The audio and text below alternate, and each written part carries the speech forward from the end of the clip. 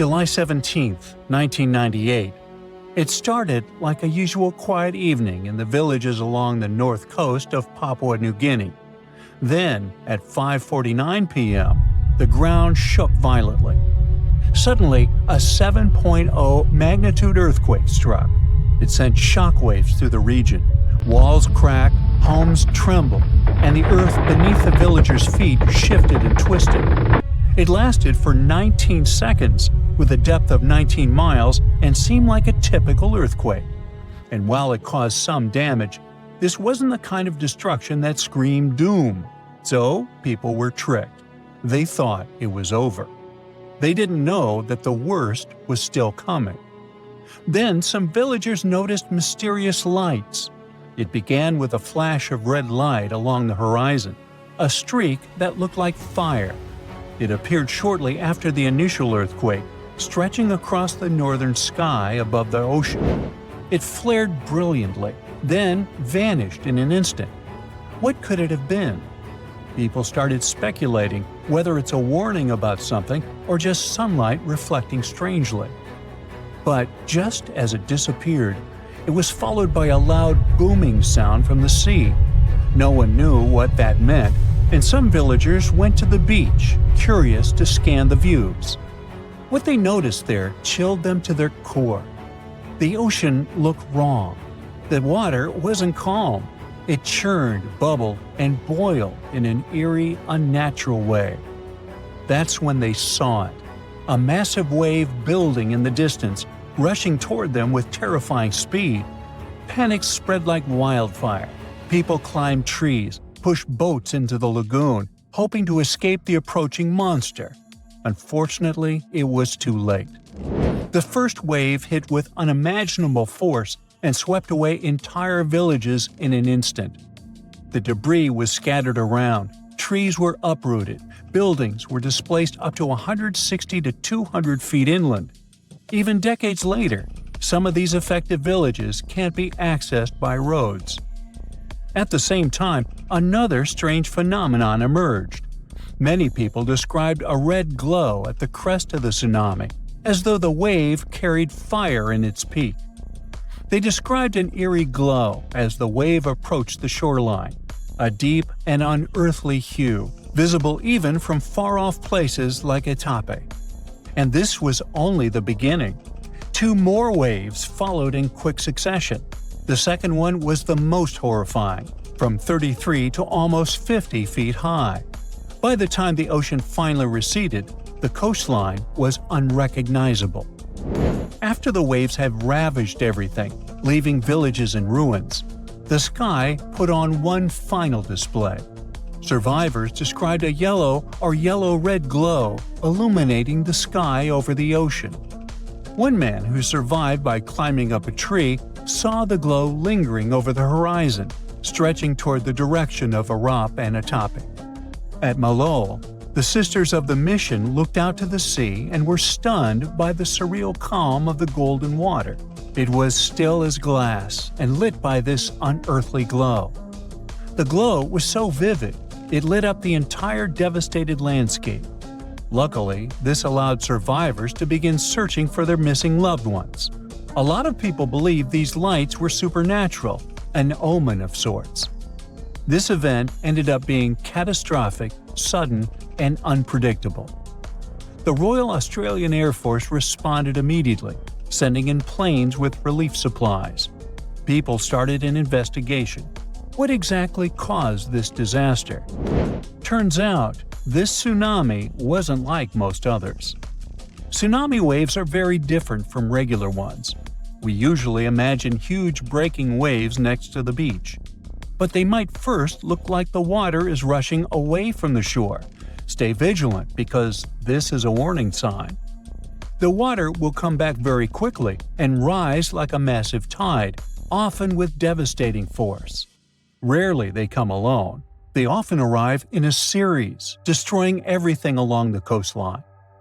They happen when a large amount of water in the ocean or a big lake gets suddenly pushed out of place. The main causes are usually earthquakes, which happen when the Earth's tectonic plates shift suddenly under the ocean. They start lifting or lowering the seafloor, and this pushes the water above it, causing huge waves. This tsunami in Papua New Guinea was completely different though. At first, scientists thought that it was caused by the Australian and Pacific tectonic plates slipping against each other. But it turned out that the earthquake itself wasn't the problem. It really was pretty small. However, it had triggered a massive underwater landslide. When the seabed shifted, it pushed away an insane volume of water. The waves reached almost 50 feet high, like a 4-story building. That's how we realized that even small earthquakes can actually cause massive tsunamis via underwater landslides. What's even worse is that tsunamis like this can happen with little or no warning, simply because the earthquake alarms don't go off. But what about that bubbling and boiling of water that people saw? Turns out, this was the release of underwater gases. Beneath the ocean floor, there are pockets of gas trapped in the sediments. For example, methane, which is often found in oil and gas fields, or hydrogen sulfide, a gas that smells like rotten eggs. During the earthquake, the seabed probably cracked or shifted, releasing these gases into the water. This caused bubbling or boiling. The water might have heated in some areas. People mentioned that the waves felt hot and even stung their skin. The chemicals in it most likely made things even worse, irritating their skin. These gas eruptions might also have played a role in making the tsunami stronger. Maybe they were the ones that loosened the sediments that caused the underwater landslide, or pushed the water up when the gas escaped. It's like shaking up a bottle of soda. If the pressure releases suddenly, it causes a huge reaction. But what about the strange lights? Well, that's more complicated. There's a phenomenon called earthquake lights. They happen all around the world, flashes, glows, or aurora-like effects. Although they're usually white, bluish, or even multicolored. Sometimes these lights last seconds, sometimes up to tens of minutes, at any point in an earthquake. If we go by their description, then the first red flash could have happened because of electricity. Earth's crust is full of quartz and similar stuff that can release electricity under pressure. When the earthquake shook the ground, all that electricity traveled up into the air. Gases from before could have helped here. They could ignite or interact with charged particles in the air, making the lights even brighter. As the wave continued to churn up sand, rocks, and debris, the intense pressure and movement could have released more sparks. This could cause the fire-like lights at the wave's crest that people noticed. Finally, the yellow light could have been all these electricized gases rising into the atmosphere. Methane and other gases interacted with Earth's magnetic field and created something like aurora borealis. But these are all speculations. The most heartbreaking part of the story is that tragedy in Papua New Guinea was preventable. Scientists knew the tsunami was coming, though it arrived earlier than they expected. The first wave struck between 10 and 25 minutes after the earthquake, about 5 minutes earlier than models showed. That means that it started somewhere close to the shore. The reason no one evacuated in time was simple. Local people didn't have a tsunami warning system or even enough knowledge about tsunamis to understand that an earthquake might lead to one, or why the water was acting weird. Things like that haven't happened in Papua New Guinea in over 60 years. But this was a wake-up call. From this immense tragedy came lessons and resilience. A year after the disaster, all the surviving locals watched a documentary that explained what had happened and taught them what to do if it ever happened again. This effort saved lives because the story did happen again. A similar earthquake and tsunami struck the nearby island of Vanuatu in November 1999. But this time, the villagers were ready. They remembered what they had seen in the film. Instead of panic, they acted quickly, and luckily, hundreds of lives were saved. Now, tsunami warning systems are everywhere in developed areas. They can send alerts to people via sirens, text messages, or broadcasts as soon as a potential tsunami is detected. A 4-story wall of water that only rises once in 1,300 years was recorded off the west coast of Canada. Some people blame waves like this for disappearances in the Bermuda Triangle. Rogue waves can get strong enough to sink container ships and oil rigs. The Canadian water monster didn't hurt anyone, but it did become a sensation. And it looks like we're about to see even higher and more powerful rogue waves in the future. The team of Marine Labs, the company that operates the buoy that got caught in the Ucluelet wave, couldn't believe the data they saw. A huge force came out of the blue, pulled the buoy down, and then set it up to a peak before taking it even deeper. They thought it must be a rogue wave, so they sent the data to a scientist at the University of Victoria who specializes in these beauties. They analyzed the data and confirmed it was indeed not a technical mistake. The wave officially became the most extreme rogue wave ever officially recorded, as it was 3 times the height of waves around it. Scientists have reported seeing giant waves coming out of the blue for centuries, but no one really believed them.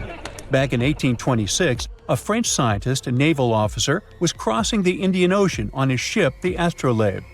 They got in a terrible storm and saw several waves over 98 feet tall. It's almost as tall as a 10-story building. The crew lost one of its members, but the 4 of them, including the captain, made it to land and shared what they saw. But back then, scientists were sure waves couldn't be taller than 30 feet. Everyone took their story as a tall tale. Pun intentional.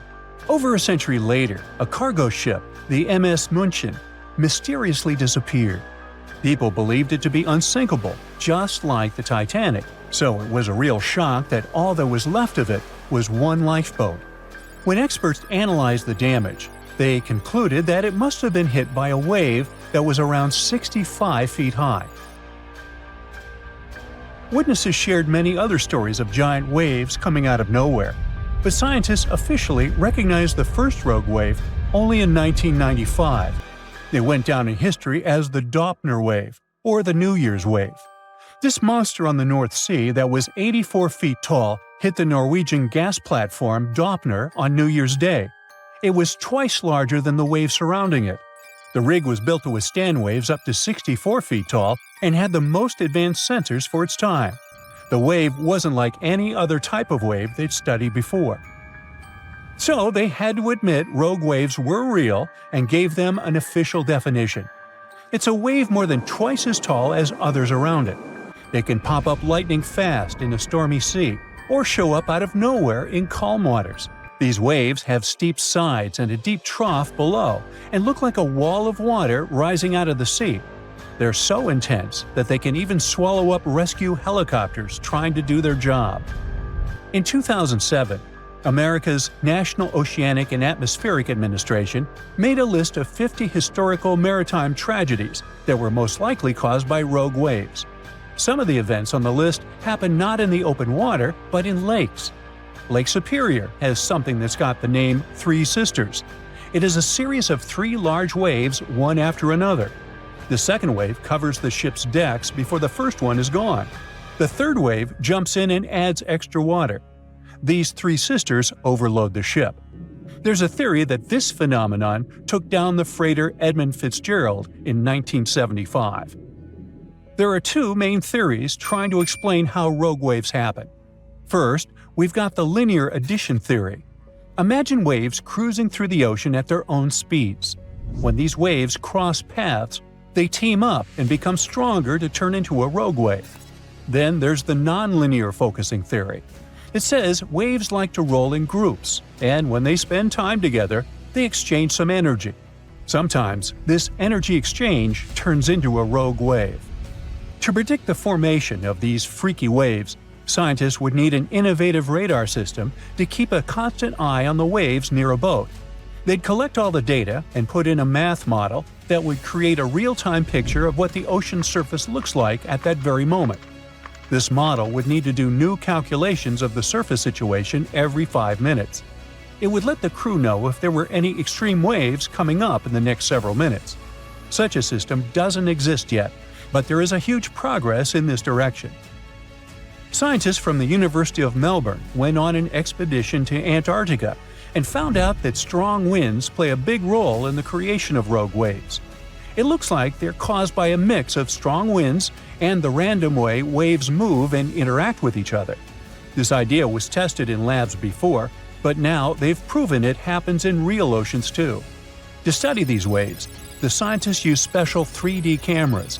These cameras work like human eyes, taking lots of images in a row to create a detailed 3D picture of the ocean surface. It showed that rogue waves happen more often when waves are young, which means they're just starting to form and are more affected by the wind. When strong winds blow over young waves, they make the waves taller, longer, and faster, but not evenly. Some waves steal energy from nearby waves and grow much bigger, which is how rogue waves form. The scientists noticed these giant waves happened about once every 6 hours. They recorded no rogue waves in calmer seas, when the wind doesn't have as much influence. Scientists are concerned that rogue waves may happen more often in the future because there's more energy in the atmosphere and ocean. It looks like rogue waves can be much more powerful than scientists ever thought. They managed to create the famous Doppler wave in a lab for the first time in 2018. This helped them study these mysterious waves up close and showed that their secret is in how they form. We think of waves rolling gently on a beach, but the waves in this study happen in open water when waves from different directions meet.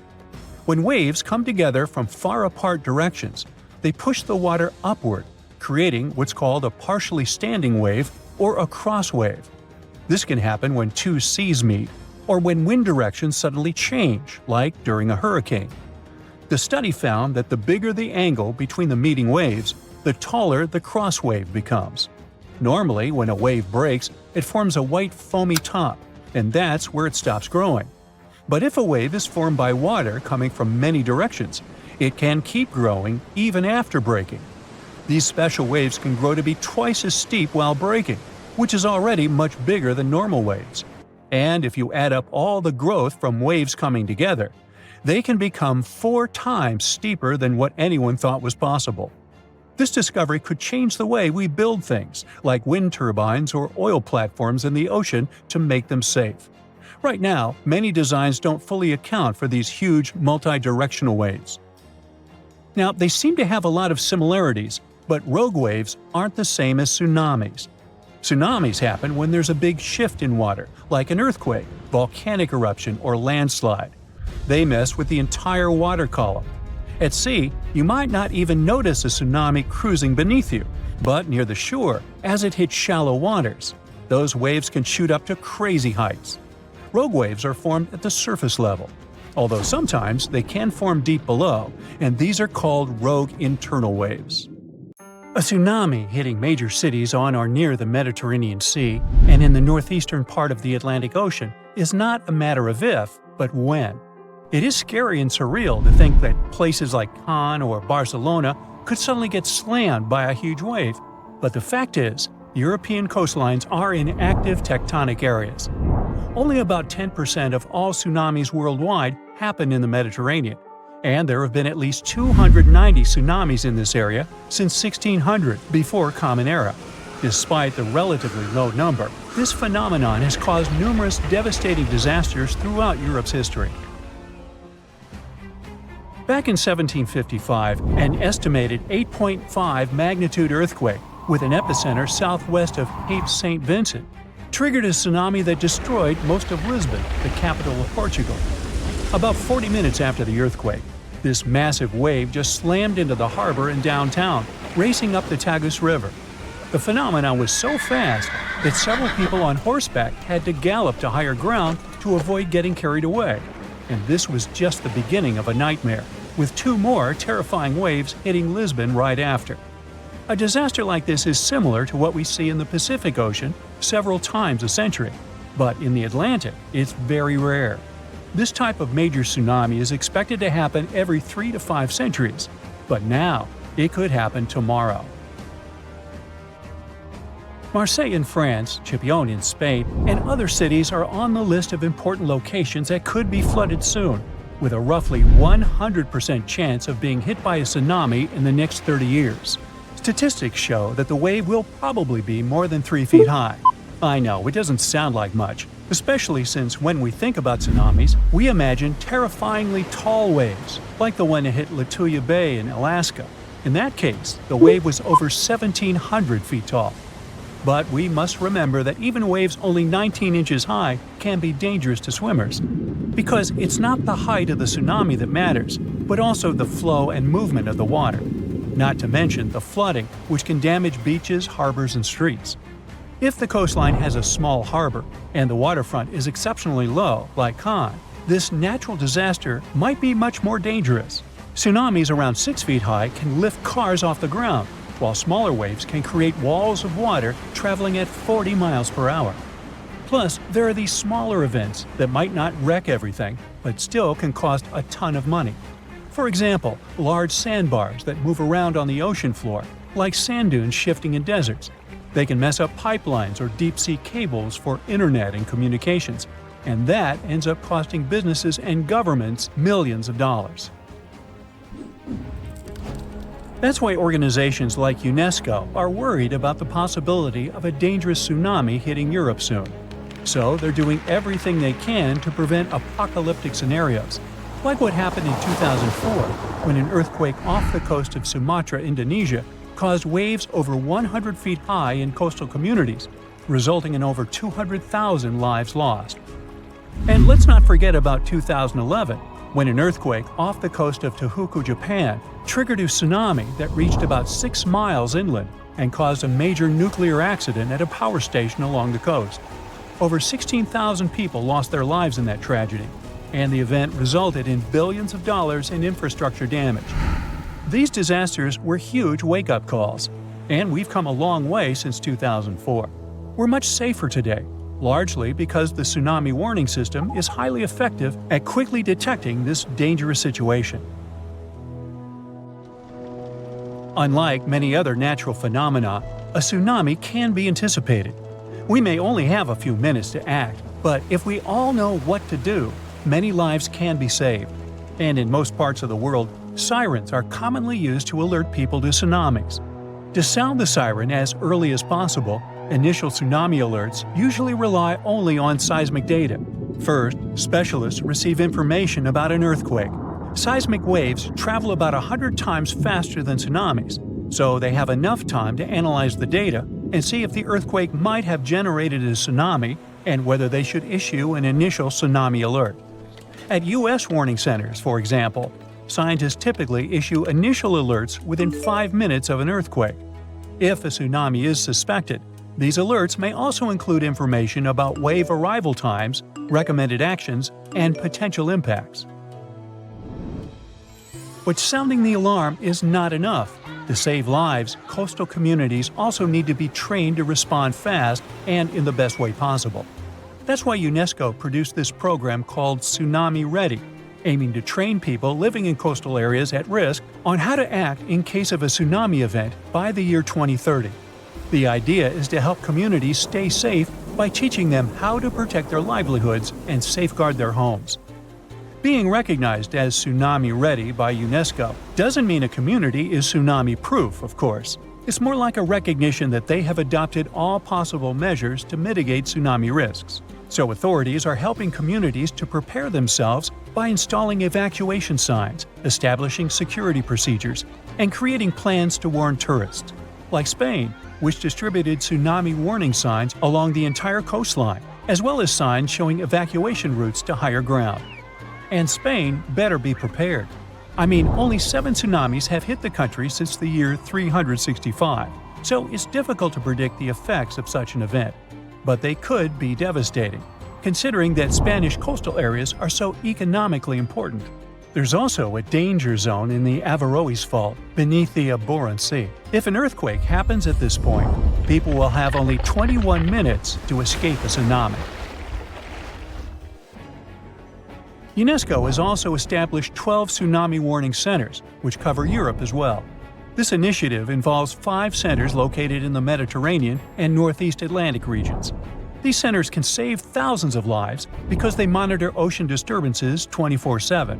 Then, after analyzing the threat, they send out messages based on the event's potential to cause a tsunami. The intensity scale ranges from no effect to completely devastating. And by that, they understand that nearly all brick buildings could be demolished by waves, and even the most reinforced concrete structures could suffer heavy damage. Now, so far, we have mostly talked about tsunamis caused by earthquakes along converging tectonic plate boundaries. In fact, earthquakes have accounted for over 80% of tsunamis since 1900. But tsunamis can also result from landslides, volcanic eruptions, and even meteorite impacts. Experts are also worried that with the current changes in climate, we might see more of meteotsunamis popping up in the Mediterranean. These ones are triggered by freaky weather conditions and can mess with any coastline that's got a shallow seafloor. They might not be as huge or famous as the earthquakes ones, but they can still cause significant property damage and put people in danger.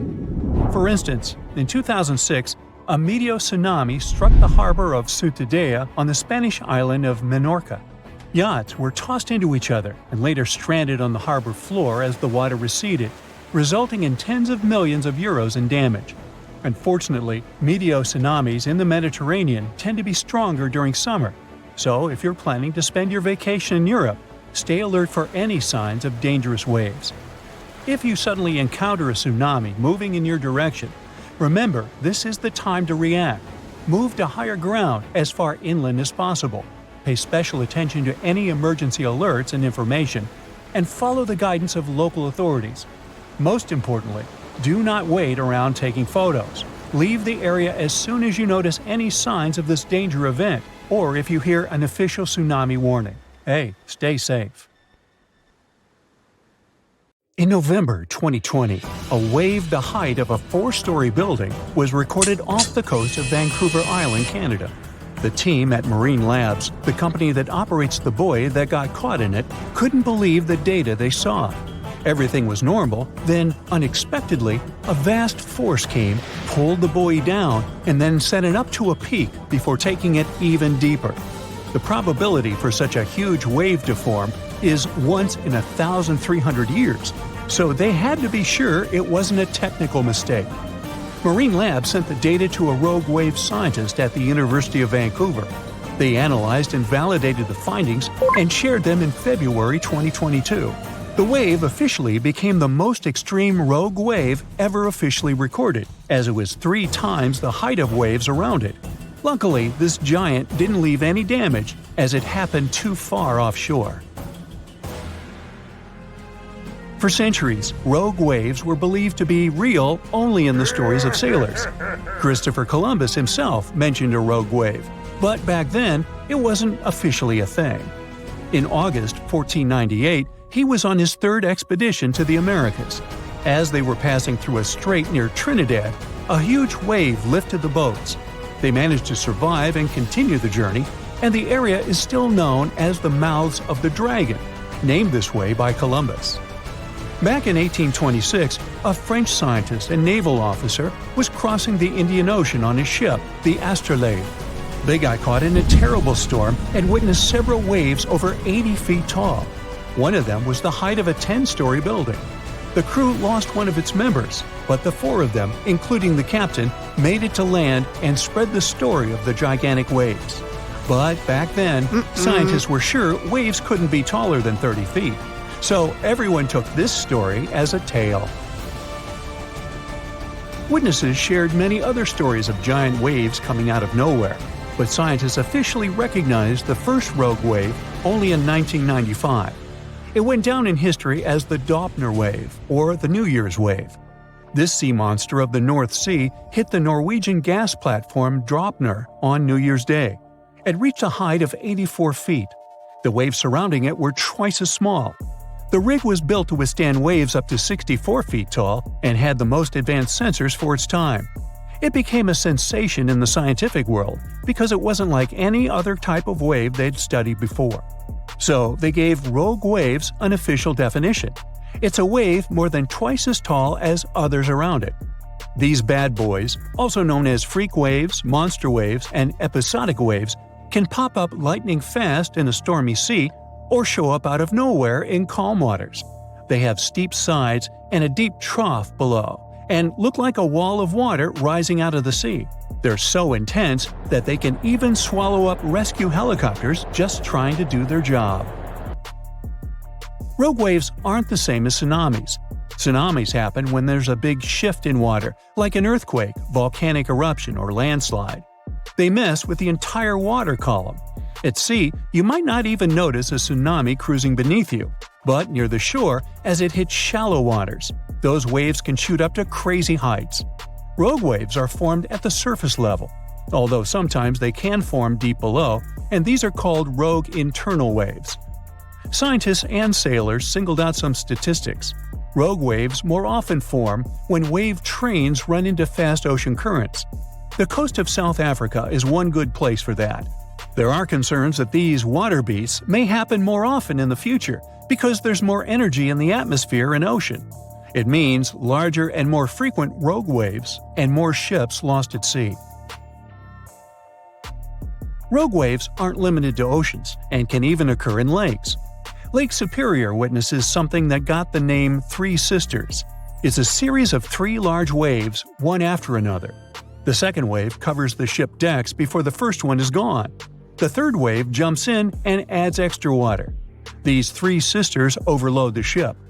There's a theory that this phenomenon took down the steamship Edmund Fitzgerald in 1975. Rogue waves are also dangerous because they form rogue holes in the water. When the wave builds up, it draws in all the water around it. So, near the base, these holes can be very deep. If the bow or stern of a ship ends up in one, the ship can instantly sink.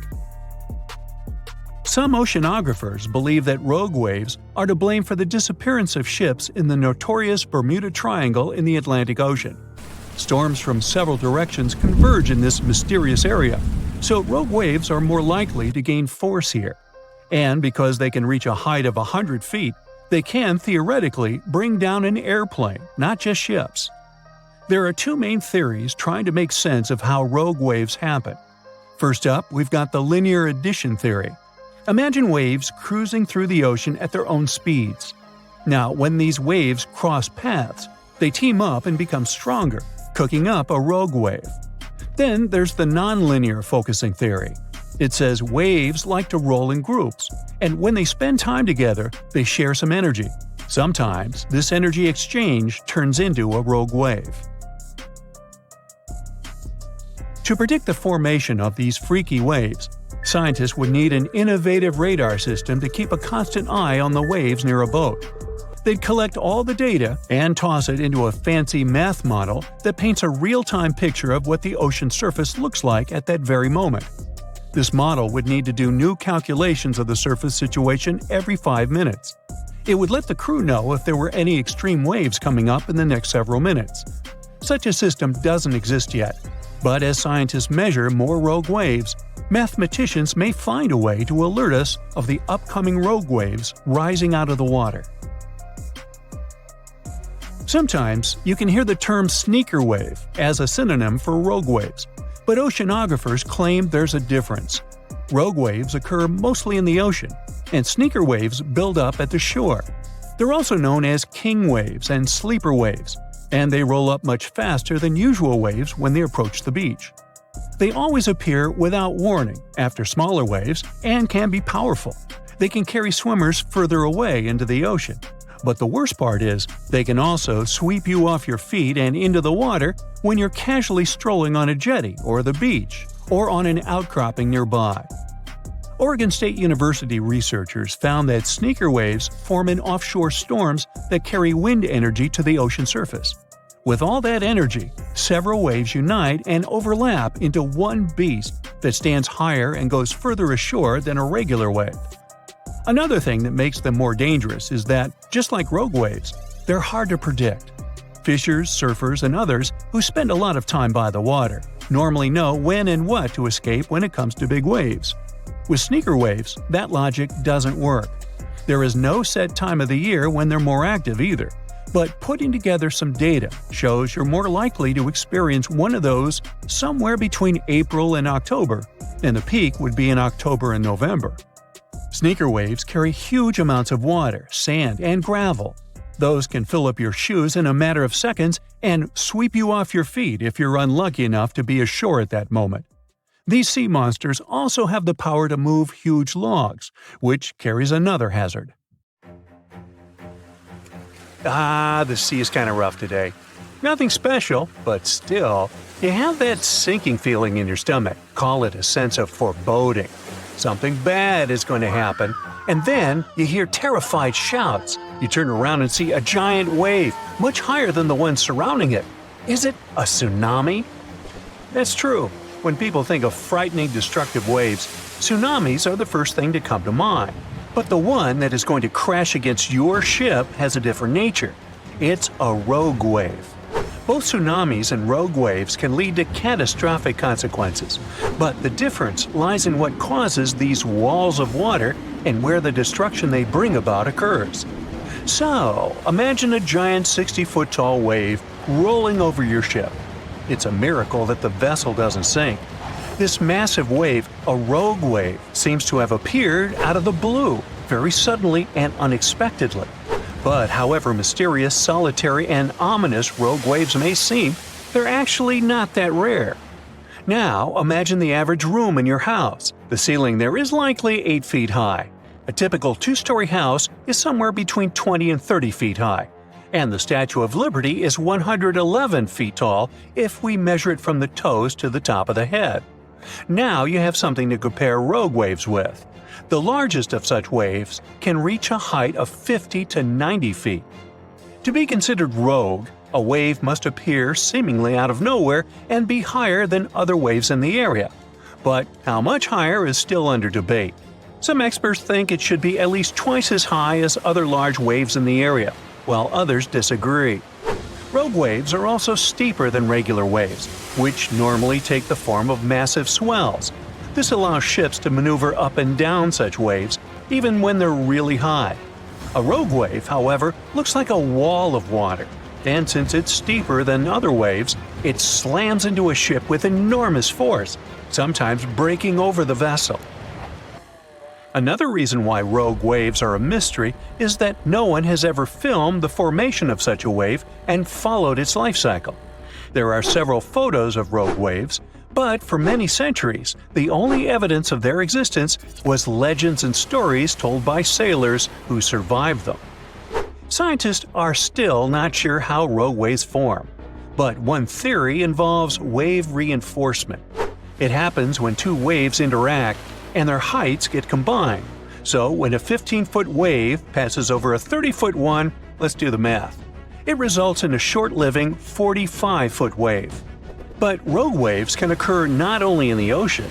On November 10, 1975, on Lake Superior, a group of 3 rogue waves, also known as the Three Sisters, might have sunk the SS Edmund Fitzgerald, an American Great Lakes freighter. The ship and the crew members were lost in the catastrophe. The waves followed each other too closely, so the ship couldn't recover and shed the water from the first wave before the following one struck. The captain of a ship that was not far from the Fitzgerald reported that his vessel had been hit by 2 30 to 35-foot waves. These waves likely followed by a third one, then moved further in the direction of the Fitzgerald and might have caused the sinking. Now, let's wave bye-bye to that, and let's move on to tsunamis. It is an extremely dangerous natural disaster. It's very different from rogue waves. In most cases, a tsunami is caused by an underwater earthquake. Usually, when a tsunami is born, it's just a few feet high. But the closer it gets to the shore, the larger it grows. Soon it enters shallow waters and starts to slow down. The first tsunami wave crashes against the shore. Its top moves faster than the bottom, and that's what makes the wave so high and steep. The lowest point of the wave gets to dry land first. In the process, it creates a vacuum effect that pulls the water away from the coast, burying the harbor and seafloor. Those who recognize this first sign of an approaching tsunami still have a chance to save their lives. 5 minutes later, an enormous wall of water hits the shore and wipes out everything in its way. But it's not just a single wave, there are many. This phenomenon is called a wave train. How fast this train is traveling depends not on how far it is from the source of the waves, but on the ocean depth.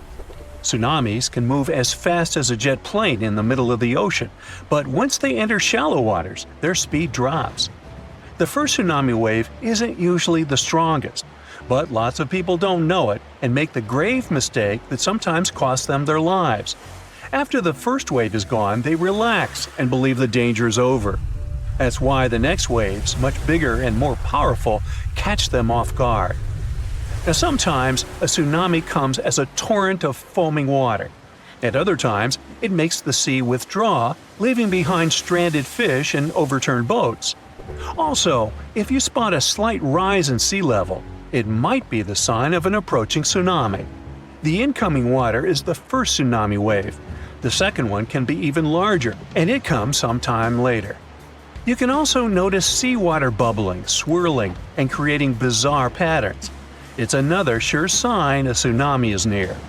Repeated wave surges can also warn you about a tsunami. If you see unusual swells coming at regular intervals, it might be time to evacuate to high ground.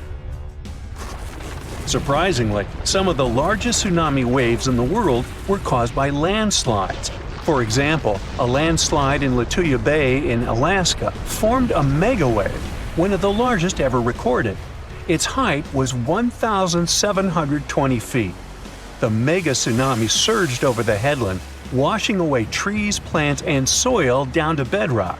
The wave reached more than half the height of the Burj Khalifa, the tallest construction in the world. When a third of the East Molokai volcano in Hawaii caved in and collapsed into the Pacific Ocean, it triggered a tsunami the size of one of the tallest buildings in the world, Shanghai Tower. The wave was around 2,000 feet high. Another bizarre and dangerous ocean phenomenon is square waves. They appear when two different wave patterns crash into each other at 90 degrees. It often happens near peninsulas or land where two different seas or oceans meet. This phenomenon does kind of look spectacular, but only if you're watching it from the shore. Don't even think about getting in the water to play with such waves. Cross currents in that spot can easily pull even a skilled swimmer under the water. Square waves have caused many shipping accidents over the years, too. And if you see wild, choppy waves carrying ocean debris and seaweed, stay out of the water too. It can be a sign of a strong rip current. That can carry you far away into the ocean. And now, let me tell you about a much larger, I would even say planet-wide phenomenon called Rossby waves. There are two kinds of such waves, oceanic and atmospheric. But since we're talking about ocean waves, yeah. Slow-moving Rossby waves are totally different from ocean surface waves. They don't look like those waves that break along the shore. No, Rossby waves are giant movements of the ocean stretching horizontally across the planet. They can span hundreds of miles in a western direction and are so massive they can change the climate conditions of our planet. They contribute to high tides and even flooding in some areas all over the world. The movement of Rossby waves are complicated and depend on the location. For example, in the Pacific, waves that are closer to the equator take from a few months to a year to travel across the ocean. At the same time, waves further away from the equator often need more than 10 years to make this journey. So, as it goes by, be sure to wave. How would you describe the shape of the planet we live on? It's definitely round, but it's not a perfect sphere. Because of the force of Earth's rotation, it's slightly flat on the north and south pole. But there's more to it.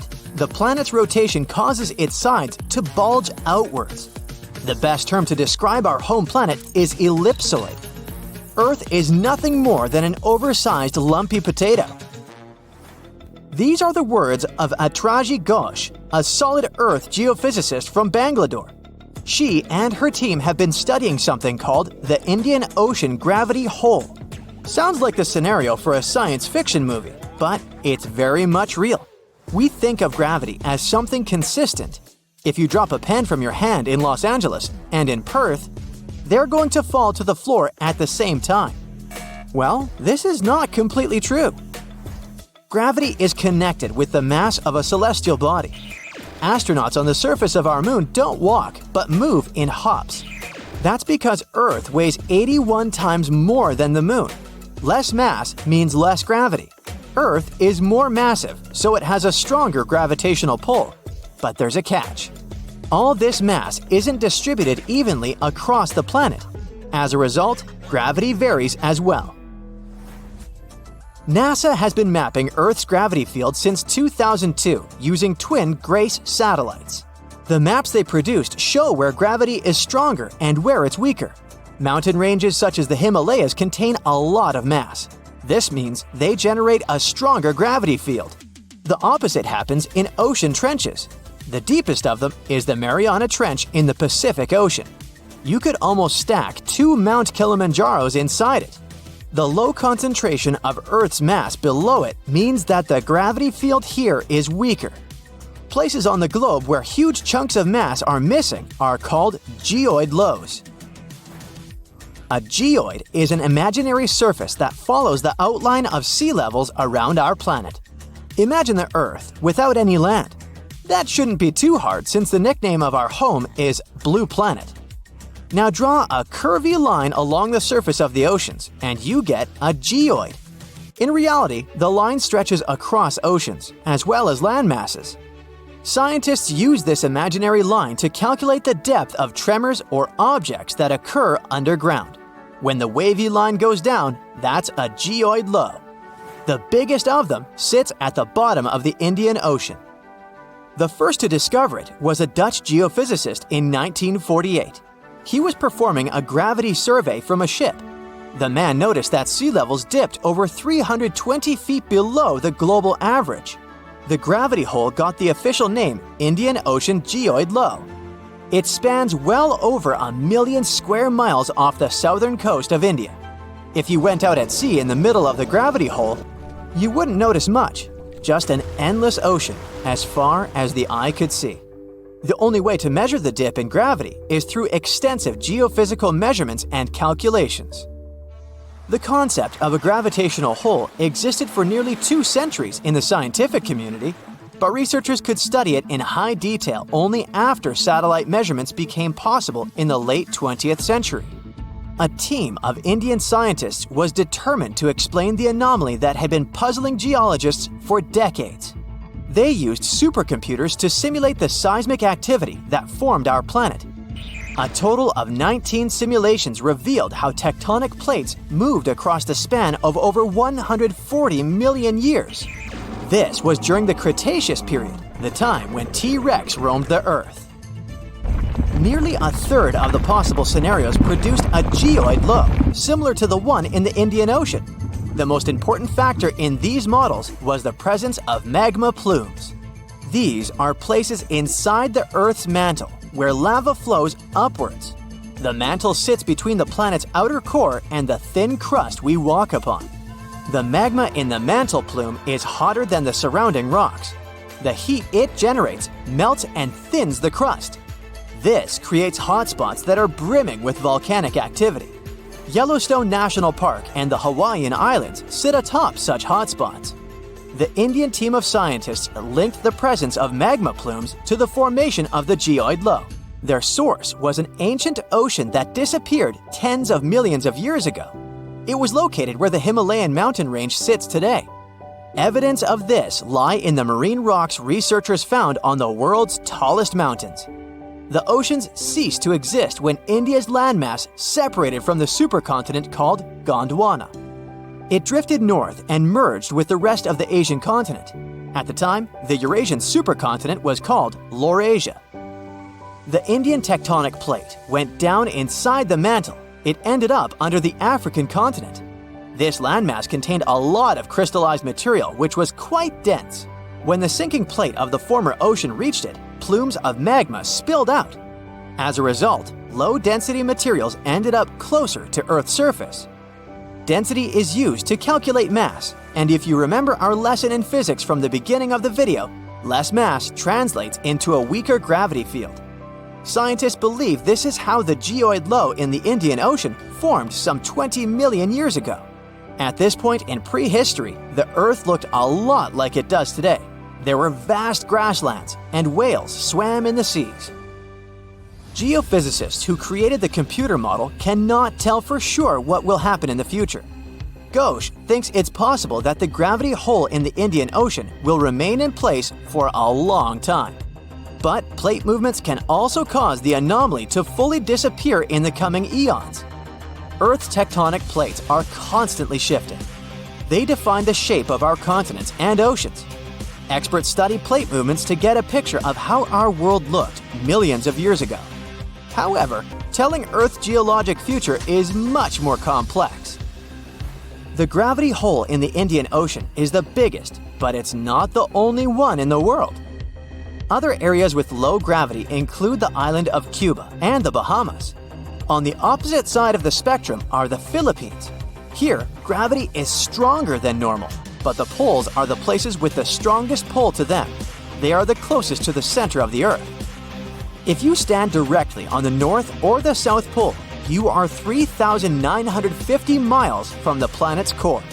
At sea level on the equator, this distance increases by more than 13 miles. Earth's gravitational field also has an effect on your weight.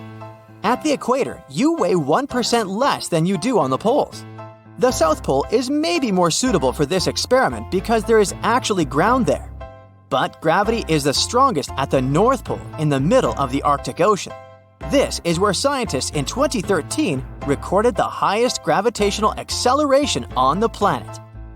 This is the rate a falling object speeds up in free fall. The acceleration depends on the strength of gravity. When a team of researchers from a university in Perth set out to map these gravity changes, they discovered something interesting. Gravitational acceleration was the highest at the surface of the Arctic Ocean. This is something they expect to find, but the location of the lowest acceleration point amazed them. It wasn't on the equator as they assumed.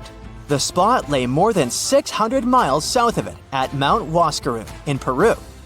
Scientists believe that the mountain's height had an effect on the phenomenon. This peak in the Andes is the highest point in the South American country. Hypothetically speaking, if a human falls from a height of 330 feet here, they will reach the ground 16 milliseconds later than if they performed the same stunt in the Arctic. An underwater earthquake opens a huge gap in the ocean floor. A large volume of water moves to fill the crack. At the same time, waves start to spread out from that point. They're just a foot high at first, but the closer they get to shore, the larger they become.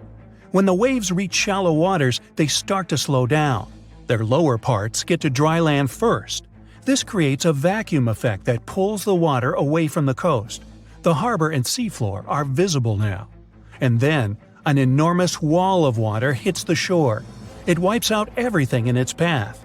Several minutes later, more waves usually arrive. Or it can be a landslide happening near a large body of water. Enormous amounts of forest, soil, and rock roll down into a lake or ocean, producing huge tsunami waves. Volcanic eruptions are responsible for 5% of the world's tsunamis. They can move great volumes of water and generate really big waves. Some tsunamis are caused by meteorites striking into our planet. If one of these red-hot space visitors strikes the ocean, the force of this collision displaces enough water to produce an extremely powerful tsunami. When a tsunami starts, its waves are usually just 1 foot high. That's what a small wave looks like. It comes up to the waist of the average person. Surfers call such rather big waves double overhead. The largest earthquake ever recorded happened near the coast of southern Chile. It triggered a tsunami that reached Hawaii, Japan, and the Philippines. The tsunami's largest wave was as tall as a 5-story building. The largest wave ever surfed was half as tall as the Arc de Triomphe in Paris. Garrett McNamara set this record in 2011 in Nazaré, Portugal. In 1995, scientists proved the existence of rogue waves, sudden unexpected swells. On that day, they saw an 84-foot wave. It was taller than the world's largest passenger plane Airbus A380. The giant was surrounded by smaller 20-foot waves. Tohoku tsunami waves in 2011 were generated by the strongest earthquake in Japan's recorded history. The highest wave was almost half as tall as the Brooklyn Bridge. Krakatoa's volcanic eruption in 1883 produced the loudest sound ever heard on the surface of the planet. The highest tsunami wave the eruption formed was as tall as the Statue of Liberty. April Fool's Day tsunami in 1946 was triggered by a powerful earthquake near Alaska. The tsunami's highest wave was a bit taller than the Colosseum in Rome. The Boxing Day tsunami started in the Indian Ocean in 2004. It was caused by a powerful undersea earthquake. Its tremors produced a series of tsunami waves. The largest of them almost reached the height of the Leaning Tower of Pisa. One of the most disastrous landslides hit Lodeland Valley in Norway in 1936. An enormous piece of rock, almost twice as large as the Eiffel Tower, broke loose and hurtled into Lofoten Lake. This caused an enormous tsunami wave. It was almost as tall as the Taj Mahal in India. 2017 Greenland megatsunami was triggered by a massive landslide at one of the fjords. The waves that flooded the shore reached the height of Big Ben. A powerful volcanic eruption caused a landslide from a 4,000-year-old lava dome. This set off Unsettling volcano megatsunami. The largest wave was half as tall as the Space Needle in Seattle. Fogo megatsunami happened 73,000 years ago, when a part of the Fogo volcano collapsed into the sea. The megatsunami's largest wave was as tall as the Washington Monument. When the upper 1,500 feet of Mount St. Helens exploded, it caused a massive landslide. A part of this avalanche plunged down into Spirit Lake. This caused a wave that was more than half the height of the Eiffel Tower. The Vejont Dam megatsunami happened when a landslide dragged 9 billion cubic feet of forest, soil, and rock into the lake. A colossal wave overtopped the edge of the dam, taking out everything in its path. Its height was greater than that of the Golden Gate Bridge. A landslide in Lituya Bay in Alaska formed a megawave, one of the largest ever recorded. The megatsunami surged over the headland, washing away trees, plants, and soil down to bedrock. The wave reached more than half the height of the Burj Khalifa, the tallest construction in the world. A third of the East Molokai volcano in Hawaii caved in and collapsed into the Pacific Ocean. This created a tsunami the size of the second tallest building in the world, Shanghai Tower. Let me take you to a place that seems to be out of this world. Life inside this cave has been isolated from the outside world for about 5.5 million years, and it does show. See for yourself. Due to such a long isolation, the conditions inside the Moval Cave are like nowhere else on our planet. A unique ecosystem is flourishing there, even though there is a severe lack of sunlight inside the cave, and the air is toxic. The cave, located a few miles west of the Black Sea in Romania, was first discovered in 1986. Nowadays, you can only visit it if you have special permission. Plus, the central caverns are guarded naturally by narrow limestone tunnels and vertical shafts. So, if you're no stranger to claustrophobia, you'd probably better not enter this place. In the depth of the cave, the air has twice less oxygen than the air outside. Instead, it contains a lot of carbon dioxide and hydrogen sulfide, so not the freshest air you can breathe. It's also pitch black inside the cavern. But despite, or should I say thanks to, this cocktail of extremely harsh conditions, the site is a true goldmine for biologists. Shockingly, life seems to be booming here. In a 1996 study, scientists identified 48 species, and 33 of them were unique to the cave. Most of the creatures inhabiting the cave are tiny, with long limbs and antennae that help them navigate in the dark. They have no vision and lack pigment, and it makes sense. Why would you need to be able to see if you live in total darkness? And why would you need to be pretty and colorful with no one to see you? Now, I'm going to take you to another cave. It's no less amazing, but looks very different. This is the Giant Crystal Cave, aka the Cave of the Crystals, in Mexico. These ginormous crystals were found in 2000 by a mining company after the water was pumped out of the cave. 2 miners then saw the crystals after entering the drying cave on foot. These awe-inspiring crystals are actually massive gypsum pillars hidden 984 feet underground. They're anchored to the walls and the floor of the scorching hot cave. Scientists estimate that the crystals could have been already growing for 500,000 years. That's why many of them are so long and wide that you can walk across them. Unfortunately, visiting this wonder of nature is impossible at the moment. But maybe it's for the better, since the giant crystal cave is a dangerous place that can easily turn into a trap. For tens of thousands of years, it was filled with groundwater, which was originally pushed upward into the opening by a magma chamber located in the depths of our planet. The magma under the cave kept the water hot, but eventually the temperature of the water dipped below 136 degrees Fahrenheit. As a result, the water started to fill with calcium and sulfate, whose particles began to recombine into gypsum. And then, white-tinted crystals took over the cave. And since they stayed underwater, they were able to keep growing. You don't have to fly to space to take a closer look at a black hole. Scientists have found something very similar to black holes in the southern Atlantic Ocean. A black hole has such an enormous gravitational pull that once something gets pulled inside, it doesn't have any chance to escape. Even light can't get out of a black hole. But ocean black holes seem to be almost as powerful as their space relatives. But instead of catching the light, they do the same with water. Ocean eddies are massive whirlpools that spin against the main current. They usually swirl billions of tons of water, and most of them are larger than a city. These whirlpools are so powerful that nothing trapped by them can escape. But the scariest thing is that you might not even notice heading into one of them. These things are so huge that you won't spot their boundaries until it's too late. When scientists started exploring ocean vortices with the help of satellites, they discovered the borders of several eddies. After that, they managed to prove that, mathematically, these whirlpools are the same as mysterious black holes in space. Massive eddies are surrounded by super-tight barriers where fluid moves in closed loops. Even water can't get out from the inside of these loops. That's why tight ocean vortices play the role of enormous containers. Water inside them can be totally different from the ocean surrounding an eddy. And I'm not only talking about its temperature. The salt content inside and outside a whirlpool often differs as well. On the thin Curonian spit splitting the Baltic Sea from the Curonian Lagoon, there is one of the most bizarre places on Earth. Locals call this area the Dancing Forest because pine trees in this forest have shockingly unusual shapes. They twist in spirals and circles along the ground. There are some theories why it could be happening, of course. Some people claim that huge amounts of positive and negative energies once clashed in that spot. More down-to-earth individuals believe that the reason is geological. Sandy soil in the area is too unstable to hold trees growing upright.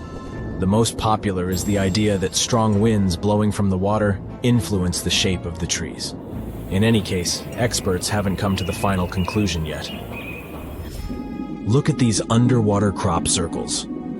For the first time, they were spotted in 1995, close to southern Japan's coast.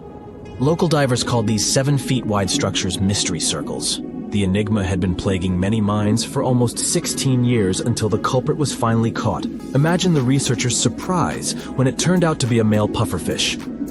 The fish needs a bit more than a week to build one circle, and the aesthetics are obviously crucial. A male is swimming inside the circle, digging valleys in the sand with its fins. But that's not all. The fish also use shells and corals to decorate particular parts of their circles. This whole build-a-circle thing has a practical purpose as well. The way a male fish swims pushes the sand toward the center of the circle and creates a mound which later serves as a nest. The next mystery on our list is in the Caribbean. Just off the coast of Belize, there's a giant sinkhole. That's the Great Blue Hole. It's about 1,000 feet across and more than 400 feet deep. Once, a long time ago, this hole was a cave. But then rising waters filled it, making it collapse in on itself. The deeper you'll descend into the Great Hole's crystalline waters, the darker it will become. You'll see tons of stalactite-filled caves there, but entering them is extremely dangerous, unless you want to get hopelessly lost. Once you reach a depth of 50 feet, you'll notice that the water is shimmering. That's the invisible line dividing the sinkhole's salty top from the freshwater abyss. You might want to turn back right now. Who knows what you might come across in the murky depths. There was an old Amazonian legend that told about the river that was so hot that it boiled. And it was believed to be just a legend until Peruvian geoscientist Andres Russo questioned if the river could be real. All experts denied such a possibility. After all, hot rivers do exist, but only in the areas where there are volcanoes. As for the part of the country mentioned in the legend, there are no volcanoes in that region. But Andres Russo was too dedicated to give up. And in 2011, he finally located the river from the legends. The water in it was indeed steaming hot. Its temperature was 186 degrees Fahrenheit, not boiling, but pretty close to this point. But what shocked the researcher the most was the size of the river. One could think that the almost boiling water was the result of the activity of an underwater hot spring. But thermal pools are always small, while the river is 20 feet deep and flows for almost 4 miles. This is the only river of its kind on our planet. The Belize Blue Hole is one of the largest and most famous sea holes in the world. A sea hole is a cave that was once flooded by rising waters and then collapsed on itself. Most of them appeared around 10,000 years ago at the end of the last Great Ice Age. You know it's simple to enter the Great Blue Hole, but only on the surface. The deeper you go, the more complicated it becomes. Going down to the very bottom requires exceptional diving skills, and only experienced divers are allowed to sneak a peek at the inside of the sea hole. Unfortunately, scientists are sure that the Great Blue Hole is going to disappear at some point. Every day, new waterfalls of sand fall into it. This sand gradually fills the hole, and the process will go on until there's nothing left. But in 2012, this place was ranked number 1 on the list of the 10 most amazing places on Earth. That's why you decide not to waste any time. You set off on a journey to explore the very bottom of the mysterious Great Blue Hole. First, you travel by boat. Your destination is just off the coast of Belize. At one point, you notice an atoll. It's called Lighthouse Reef. It surrounds a large pool of dark blue water. It means you've reached your destination. The Great Blue Hole is about 1,000 feet across and more than 400 feet deep. Now, usually people can withstand 3 to 4 atmospheres of pressure without experiencing any problems with health. It means that you can submerge to the depth of 130 to 140 feet and still feel okay. But the Great Blue is way deeper. That's why you've come prepared. A special bulky pressure suit will protect you from whatever you might encounter during your descent. Designed for very deep dives, it can allow you to reach the depth of 2,000 feet. Not that the Great Blue Hole is so deep, but you never know. As you begin your descent, you notice that the crystalline water around you, that seemed dark at first, starts getting clearer. It gives you an impressive view. It looks as if the Great Hole doesn't have a bottom. While slowly sinking under the weight of your pressure suit, you notice all kinds of marine life. Here is a massive grouper, and that creature, isn't that the iconic hammerhead shark? Soon, you find there are lots of different shark species dwelling in the Great Blue.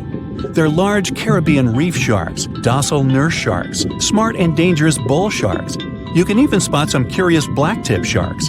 Luckily, they don't pay any attention to you. You also come across large turtles and beautiful giant corals.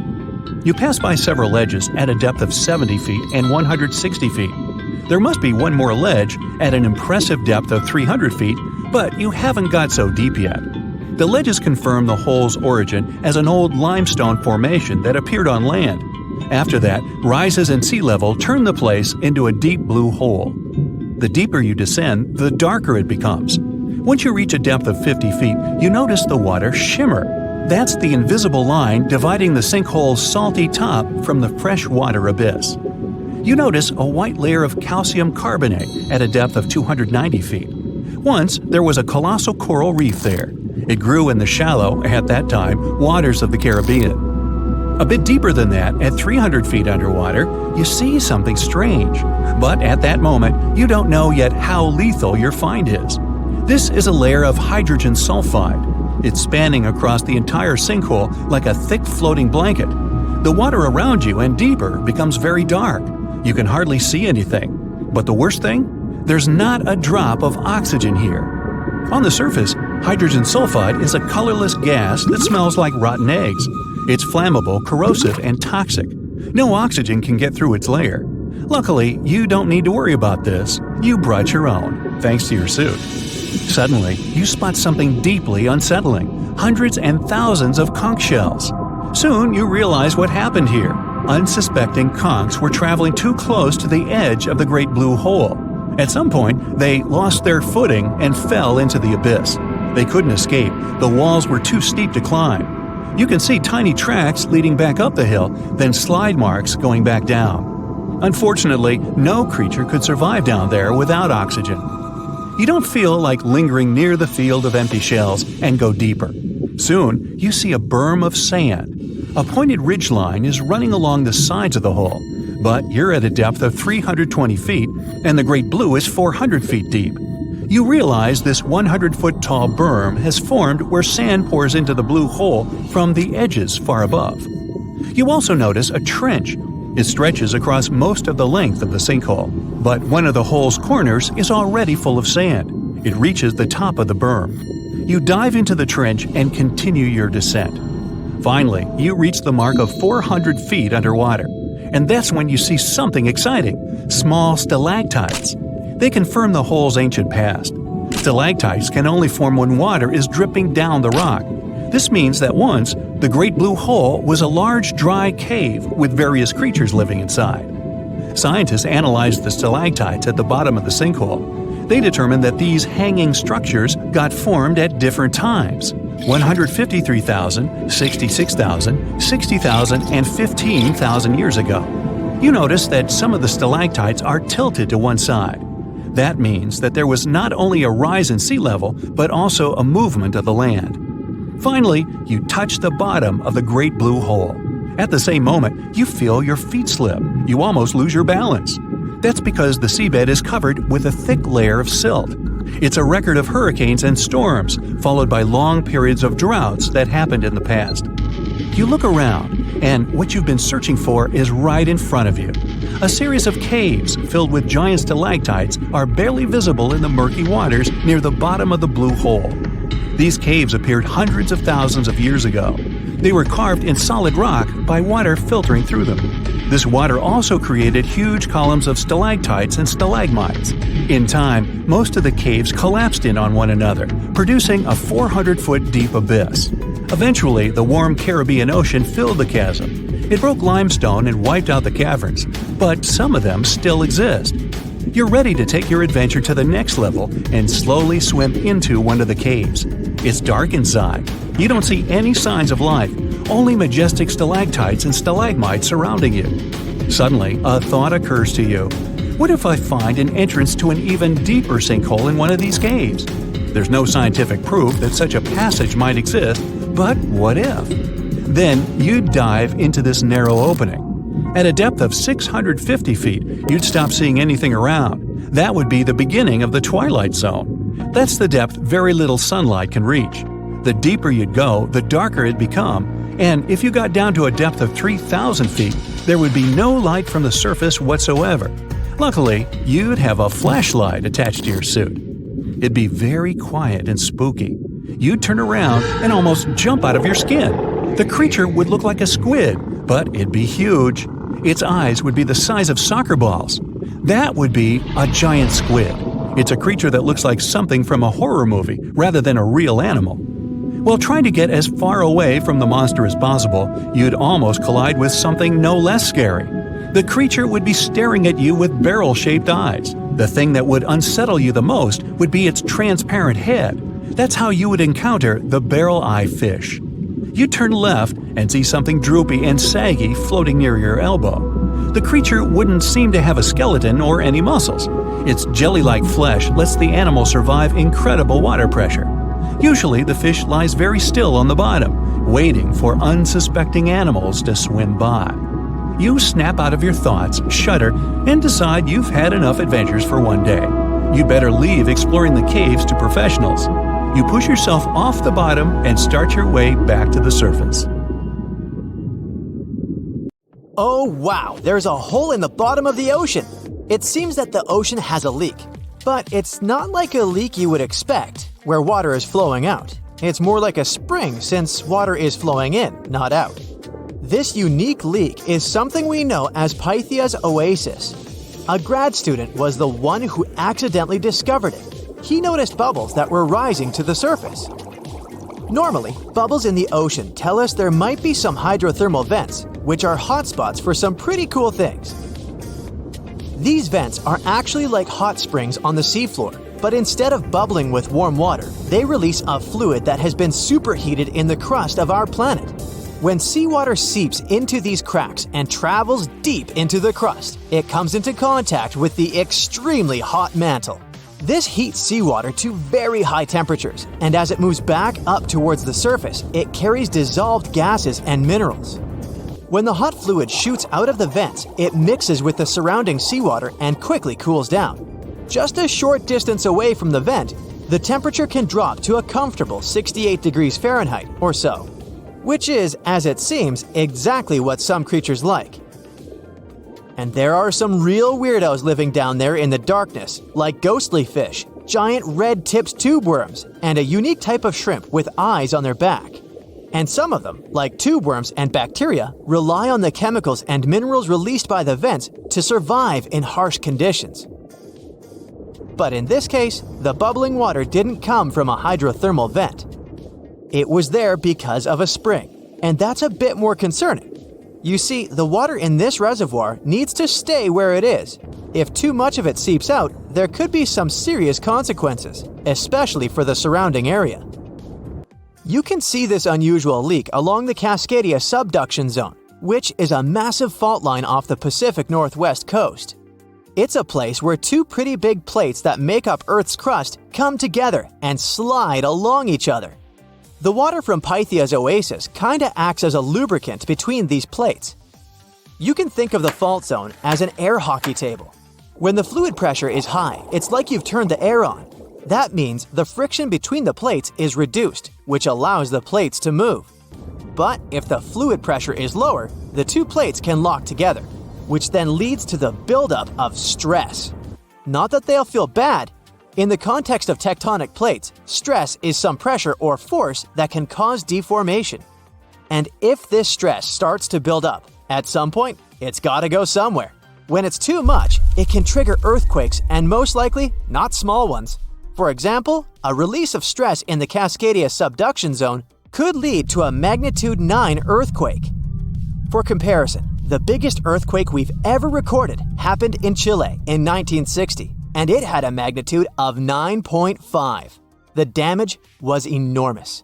So we hope the water will stay in its reservoir and keep maintaining the delicate balance between the tectonic plates. We've explored only 5% of the ocean. Who knows how many cool things are there at the bottom, waiting to be found? For example, check out these mysterious holes scientists have stumbled upon in the depths of the Atlantic Ocean, near the Azores. They're neatly aligned and are about 4 inches apart, or in some cases, even several feet. They resemble punctures left by a sewing machine. Some think these holes could have a biological origin. For instance, some fish may have made them while walking along the seafloor. Others believe we could be looking at something that's human-made, maybe left by a spiked tire. Of course, such holes are perfect for making up stories about creatures from other planets who allegedly made them. Or maybe even legendary monsters, like that one from Loch Ness. It's definitely hard to explain such symmetry of the holes, but one deep-sea biologist offered a pretty good explanation. He said there could be an animal burrowing beneath the sediment, and from time to time, it could make little chimneys just to get access to clean water circulation in its small burrow. I mean, there are sediment piles around the opening of each hole, and they do support the idea that something pushed the soil from below. But there's still no proof these holes are actually connected beneath the surface. And there are also a lot of things hidden at the bottom of the oceans and seas that ancient civilizations left us. For instance, archaeologists made a really cool discovery off the southern coast of Croatia, a road hidden under layers of sea mud that's 7,000 years old. They found the ancient road at the sunken Neolithic site of Solin. The site of Solin was a human-made island in ancient times, and an archaeologist discovered it 2 years ago. He was studying satellite images of the area around Korčula, one of the beautiful Croatian islands. When he realized there could be something interesting at the bottom of the sea, he dove into the water with his colleague. And under the surface of the Adriatic Sea, which is part of the Mediterranean Sea, at a depth of 13 to 16 feet, they found stone walls that were most likely part of some ancient settlement. The landmass where people built the settlement was separated from the main island by a narrow stretch of land. Luckily, this area is protected from big waves by the surrounding islands, so the site remained relatively well preserved. It's now hidden beneath the surface of the sea and covered in mud. But it's so exciting to imagine how people walked on that road nearly 7,000 years ago, visiting nearby settlements. If you want to see the weirdest creatures, you can always head to the bottom of the sea.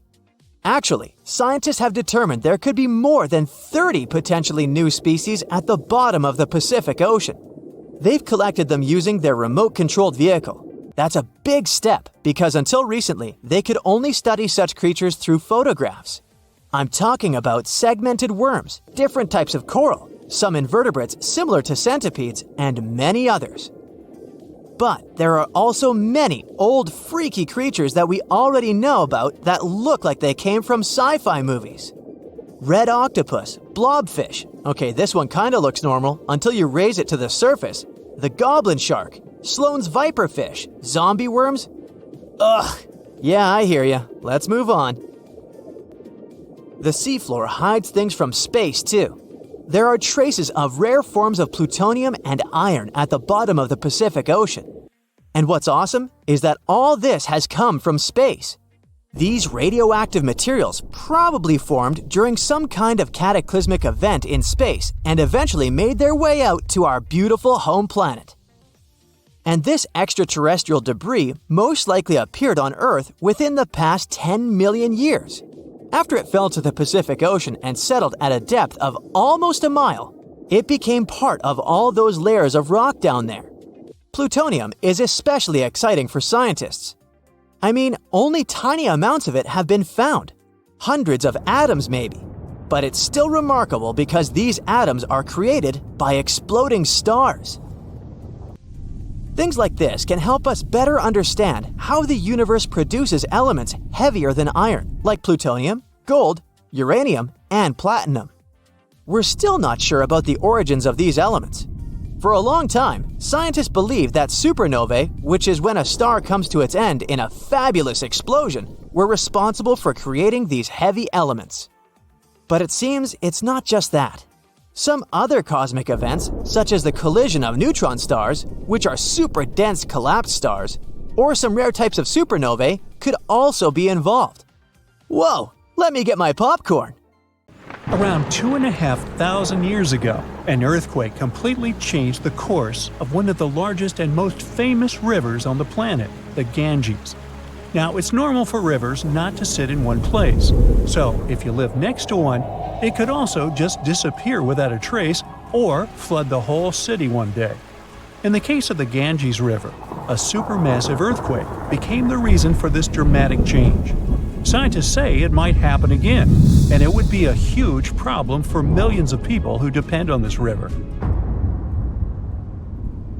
The Ganges River starts as small streams in the Himalayas and travels a long way, over 1,500 miles. Along its journey, it meets other big rivers before all the water flows into the Bay of Bengal. The Ganges has the largest delta in the world among all rivers. Just like many other rivers in the region, it slowly changes its path over time. These changes, if they happen when a river wears away its banks, usually takes a long time, sometimes decades. Scientists have discovered that the Ganges-Brahmaputra river system has shifted several times over the last 6,000 years. When they looked at satellite images of the Ganges Delta, they noticed something interesting. There was a crescent-shaped dip in the ground about 28 miles away from where the river is flowing now. This depression was over 1 mile wide and stretched for many miles. They thought it might have been an old main channel of the Ganges River a long time ago. In 2018, the team decided to visit the area to check it out for themselves and take samples to learn more about it. While driving back home, They noticed a pit where someone was digging dirt to create a pond. The next day, they planned to fill it with water, but the researchers spotted something strange in the dirt. There were vertical bands of light-colored sand mixed into the darker mud. These special layers are clues from the past. They show that an ancient earthquake made sand and water shoot up from below the ground and created sand volcanoes that were trapped in time. The scientists studied the sand and mud and figured out that these earthquakes happened around 2,500 years ago and were strong, with magnitudes of 7 to 8. The epicenter was over 110 miles away from the main stem of the river, but it was powerful enough to displace it. It could have affected around 140 million people. The Ganges-Brahmaputra system is close to spots where Earth's tectonic plates meet, so earthquakes happen here often. There's no danger right now, but scientists think that another massive earthquake could happen in the next few hundred or thousand years. It could threaten up to 170 million people. That's about half the population of the U.S. No one can predict exactly when an earthquake will happen or how strong it will be. Learning how earthquakes in the past moved rivers helps scientists figure out patterns and make guesses about similar events in the future. This knowledge could help us prepare better and create safety plans before another big earthquake strikes. Now, the Ganges isn't the only river at risk. The Yellow River, the Irrawaddy River, and rivers in the United States like the Klamath and San Joaquin all face similar dangers. The mighty Mississippi River has also switched its path many times over the last 7,000 years. Right now, there's a huge system of dams and barriers called a control structure in central Louisiana. This structure's job is to stop the Mississippi from spilling over its banks and joining a nearby river. But scientists think that, in theory, these barriers wouldn't handle megafloods. So the Mississippi could break free and change its course again. This would cause massive problems, especially in southern Louisiana. One of the recent examples when a river changing its course caused disaster was the Kosi River in India. In August 2008, over just a few days, the river's path shifted by almost 60 miles, which is a huge change. Floods happen in some parts of the state rather often, but they hadn't seen such strong ones in over 50 years. They affected around 1,000 villages and 3 million people, and about 1 million people had to be evacuated to safety. Since many of these people hadn't faced floods in so long, they weren't ready to handle it quickly. It caused even more damage to their homes and lives. Scientists have been trying for decades to figure out what exactly makes rivers suddenly change their course. A new study explains that two things work together to make a river to do it. This process is called avulsion. First, there's the setup, which is like building up tension before something big happens. Over time, sediment, sand, dirt, and other stuff carried by the river gets deposited in certain places. It either raises the river above the land around it or makes a nearby slope steeper than the river's current path. Then there's the trigger, which is like the final straw that makes everything happen. This trigger could be a big flood, an earthquake, or even something like a pile of logs blocking the water.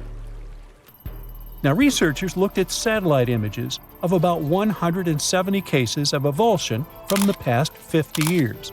They noticed these events happen most often near river mouths and near mountains. Rivers were about 3 times more likely to change course in these places than in the areas between them. They also studied 58 river channels in detail, using super clear maps to measure super elevation. That's how high the river is compared to the land around it. They also measured slope advantage. That's how steep a new path might be compared to the river's current one. They found that near mountains, rivers often pile up so much sediment that they become super elevated and spill over. But near river mouths, like in deltas, rivers need a steep slope advantage to break through the mud and form a new path. These two factors work together like a seesaw. If one is stronger, the other doesn't need to be as strong for an avulsion to happen. To figure out where a river might go if it changes course, the researchers created a smart computer algorithm. This tool uses maps to measure the terrain's steepness and the river's flow to predict where the river might move. They tested it on 10 past avulsions, and it correctly guessed the path every single time. Scientists hope they could use these findings to protect people living near rivers from sudden floods. Rivers changing course played a big role in creating one of the first organized administration systems in the world. Scientists found clues for this in the territory of ancient Mesopotamia. This name means the land between two rivers, and it was between the rivers Tigris and the Euphrates. People living there relied on these rivers for water, food, and transportation. Scientists wanted to figure out how these sudden changes in these rivers affected ancient people. To do this, they used two kinds of maps.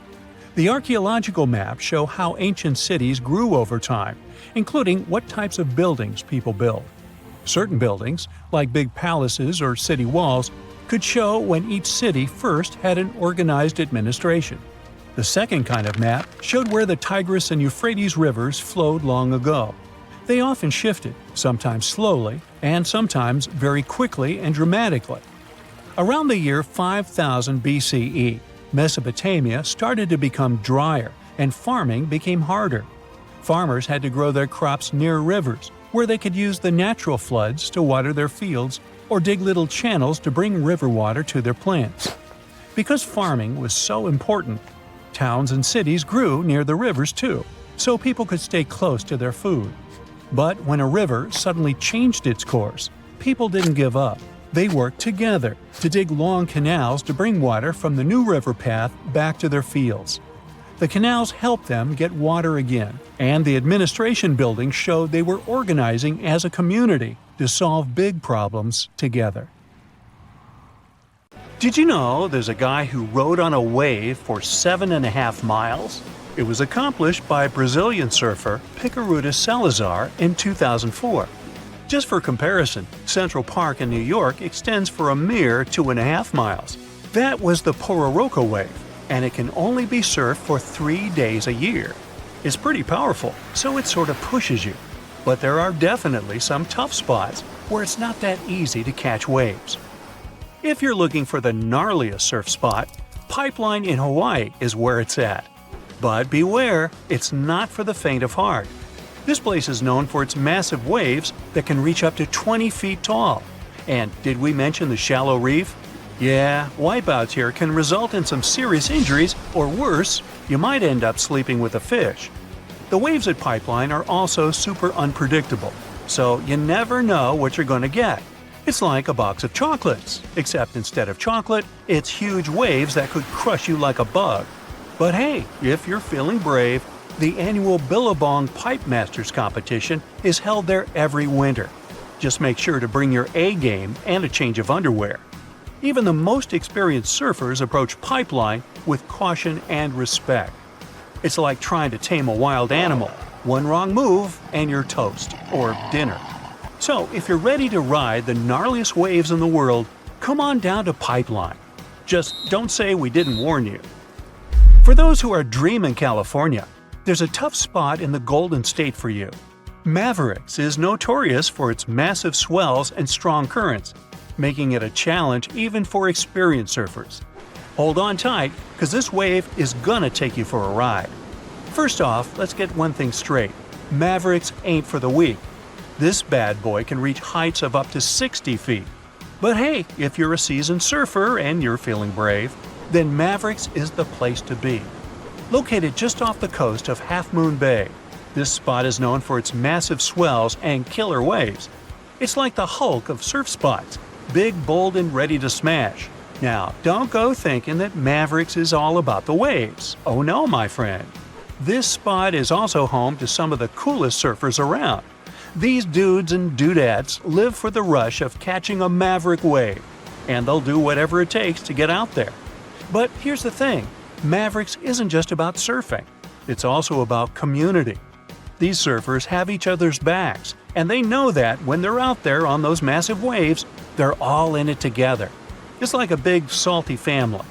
So there you have it, folks, Mavericks, the wildest, most insane surf spot in California. If you're up for the challenge, grab your board and head on out. Just remember, when you're staring down a 60-foot wall of water, it's okay to scream like a little girl. We won't judge. Chupo in Tahiti also has some of the heaviest waves in the world, breaking over a shallow reef and creating intense barrel rides. First of all, the name itself is a mouthful. It's pronounced Chupo, and it means broken skulls in Tahitian. Yeah, you heard that right, broken skulls. The waves at Chupo are massive and can reach up to 23 feet high and break over a shallow reef, which creates a super powerful wave that can barrel for hundreds of yards. And if you wipe out, well, let's just say you'll be getting up close and personal with that reef. It's like a cheese grater for your skin. So make sure you bring some Band-Aids and a good insurance policy. But hey, if you're up for the challenge, Chupo is one of the most epic surf spots in the world. However, I hope you're going to choose a much safer spot. If you're looking for some cool waves but don't want to risk your life, then you gotta check out these safe surfing spots around the world. First up, we got Waikiki Beach in Hawaii. This spot is perfect for beginners and pros alike, with consistent waves and a sandy bottom. Plus, there are lifeguards on duty to keep an eye out for any trouble. Next, there's Bondi Beach in Australia. This iconic beach is known for its beautiful scenery and chill vibes, but it also has some great waves for surfing. The water is shallow, and there are plenty of surf schools around to teach you the ropes, or in this case, the boards. But if you're looking for something a little more exotic, head over to Nocera in Costa Rica. This spot has warm water, consistent waves, and a laid-back atmosphere. Plus, the locals are super friendly and will welcome you with open arms. Last but not least, there's Muizenberg Beach in South Africa. This spot has some of the most consistent waves in the world, but they're not too big or dangerous. Plus, there are shark spotters on duty to keep you safe from any unwanted attention from local carnivores. But no matter how safe the spot is, you're still going to need some cool life hacks to bring your surfing to a brand new level. Have you ever wondered why surfers use wax on their boards? Well, let me tell you, it's not just for show. See, when you're out there shredding the gnar, you don't want to slip and slide all over the place like a penguin on ice. That's where the wax comes in.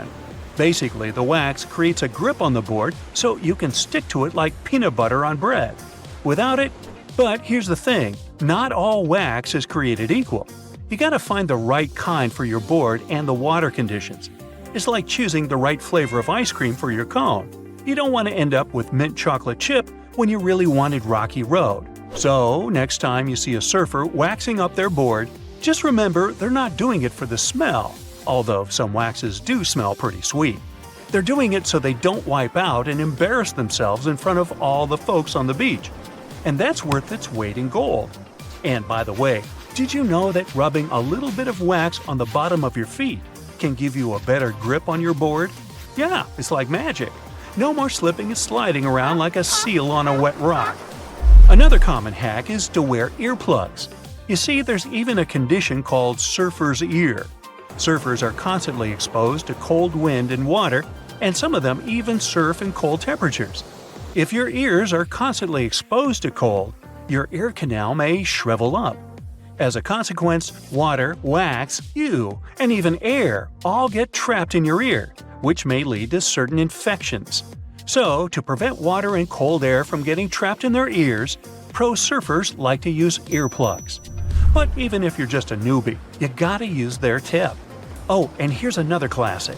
If you're surfing in cold water and don't have a wetsuit hood, just rub some petroleum jelly on your ears to keep them warm. Hey, why do you think some surfers have clear nail polish on their emergency kits? It's not for their nails, but for their boards. So, if you're dealing with a stubborn ding in your board, grab some clear nail polish and fill in the crack. It'll keep water from seeping in and causing more damage. However, pros will say that nail polish is a terrible idea, and there are a lot of repair kits out there. Yeah, this one's up to you. So, there you have it, my fellow wave riders. Now go out there and shred those gnarly waves like the pro you are. You're down in one of those polar seas where the Brinicle, eerily called the Finger of Death, is born. It's a strange, almost otherworldly place, the deep ocean, where light barely reaches. Everything down there seems to have adapted to survive in darkness and intense cold. But even those truly hardy creatures aren't ready for what a Brinicle can do. When that briny, super-cooled water starts dripping down, a ghost story begins. The formation of these Brinicles is a fascinating process, like an underwater science experiment happening in real time. We know that when seawater freezes, it doesn't freeze like fresh water. Because of all the salt in it, it has to push out impurities to form the pure ice that floats at the top. This means the salty water, or brine, ends up trapped in channels and pockets within the ice. When it sees the light of day for the first time, a Brinicle resembles a pipe of ice reaching down from the underside of a layer of sea ice. At first, a Brinicle is very fragile and its walls are thin. But the continuous flow of colder brine supports the growth of the Brinicle. It also prevents it from melting. Otherwise, this process would be inevitable, caused by the Brinicle's contact with less cold surrounding water. As the ice accumulates and the walls become thicker, the Brinicle becomes more stable. Over time, the brine trapped inside gets squeezed out through tiny cracks, dripping down in this cold, heavy plume. Once that cold brine starts flowing downward, it begins freezing the seawater around it into a sheath of ice. That's why, instead of melting as it hits the water below, it forms this icy casing that protects it, helping it grow longer and stronger. The Brinicle keeps moving forward inch by inch, and this crazy downward spiral is almost unstoppable. And when it touches down on the seafloor, that's when the trouble begins for anything living nearby. Imagine being one of those creatures on the seafloor, maybe a sea star or an unsuspecting urchin just trying to make it through the day. And all of a sudden, you see this icy tentacle nearing you. It isn't just some cold water coming down. It's basically a net of ice moving down and spreading out. There's no escape, no way to predict its coming, and no chance for survival. It's a slow-motion natural disaster in action. When a Brinicle reaches the seafloor, it continues to accumulate ice while the surrounding water freezes over. The brine keeps traveling across the seafloor in a downslope direction. Once it reaches the lowest possible point, it stops and pools. But don't let the danger distract you from how beautiful Brinicles are. Well, in their own creepy way. They look like something you'd see in a dream. Elegant, twisting ice tubes reaching down, perfectly symmetrical, and totally random. Filming a Brinicle is no easy task because they're delicate when they first form. Just the motion from a nearby current or a sudden change in temperature can snap them off, ending the show before it really starts. So, scientists who managed to capture Brinicles on film in 2011 actually got incredibly lucky. It was the first time the world got to see this icy finger descending and freezing everything it touched, and it changed our understanding of polar ecosystems. Brinicles can reach quite impressive sizes. Sometimes they can stretch for several feet. Their size depends on the conditions of the water and ice above. The slower the water movement and the colder the temperature, the bigger and stronger a Brinicle can grow. But if the water's too deep or if there's too much movement in the current, the Brinicle is likely to break apart. It needs just the right balance to survive long enough to touch down and freeze over the ocean floor. For creatures living on the seafloor, Brinicles are like invisible booby traps, only instead of avoiding a net, they're avoiding an expanding ice cage. Starfish and sea urchins might not have big brains, but they have a basic survival instinct to crawl away from danger. Sadly, with Brinicles, they're usually caught completely off guard. One second they're minding their own business, the next, an icy sheet is closing in around them, trapping them where they are and freezing them almost instantly. It's hard not to feel sympathy for these creatures, right? You watch footage of a Brinicle in action and you see a starfish just stopping. One moment it's moving slowly along the sand, and then it's frozen in place, totally helpless. It's like watching a train wreck in slow-mo. Luckily, Brinicles present danger only to smaller marine life forms like sea urchins and starfish. Bigger animals like seals or whales, or humans who happen to go diving in the ocean at the frigid poles, Brinicles are totally harmless. At the same time, For scientists, this tough natural phenomenon offers a fascinating insight into how life adapts, or fails to adapt for that matter, in extreme environments. And it gets even better. A Brinicle might just be the perfect setup for life to begin. Researchers are now looking at these super salty ice tubes as not just fatal traps, but potentially as sources of life. This theory isn't just science fiction, it's rooted in actual research. Here's how it goes. The brine channels in sea ice are full of tiny, confined spaces. Those are exactly the kind of places where chemicals can get trapped, concentrated, and start interacting in interesting ways. It's like setting up a mini-lab where the building blocks of life can come together and create something new. Scientists think this process of salt rejection in sea ice could have actually helped the first bits of life appear. Some researchers even think that this process might be happening right now on icy moons like Europa, Ganymede, or Enceladus, where there might have been frozen seas beneath thick ice layers. Just imagine it, Brinicles forming in other worlds of our solar system, laying down the foundations for extraterrestrial life, and all thanks to the same icy process that creates these fingers of death here on Earth. One way scientists describe Brinicles is by comparing them to chemical gardens. Have you ever done one of those experiments where you mix metal salts into a solution and watch them produce plant-like structures? Well, you can observe a similar chemical process when a Brinicle is in action. In the cold, saline-rich brine of a Brinicle, certain reactions could kick off to create amino acids or other building blocks of life. It's wild to think that something so dangerous could have also helped shape our world, or could be creating other forms of life elsewhere. In both cases, whether on Earth or another planet, these icy chemical reactions might be the first step toward the formation of simple life forms. It's a kind of alchemy, where ice and salt water mix to create something more than the sum of their parts. This is one reason why scientists are so eager to study Brinicles. Each one could hold a tiny clue about how life begins, survives, or fails under extreme conditions. Something as mesmerizing and weird, but at the same time simple as Brinicles, hints at bigger questions. How did life start on Earth? What are the conditions needed for life to survive in extreme environments? Could icy structures like these exist in other parts of our solar system or beyond, creating similar conditions that might one day give rise to alien life? As much as they look like a silent threat reaching out from the ice, Brinicles are also reminders of how beautifully complex and interconnected our world is. They may seem like simple fingers of ice, but they hold secrets that touch on everything from ecology to chemistry, to the origins of life itself. So next time you hear about the ocean, remember that deep below in the darkest, coldest waters, something incredible and a little bit terrifying is happening right at this moment. On a sunny day, a man was diving in shallow waters near South Africa. At one point, he saw something that didn't catch his eye at first. A pile of shells that looked as if it had been put together. Maybe by some other diver, he must have told himself. But out of all these shells came the most unusual of creatures, an octopus.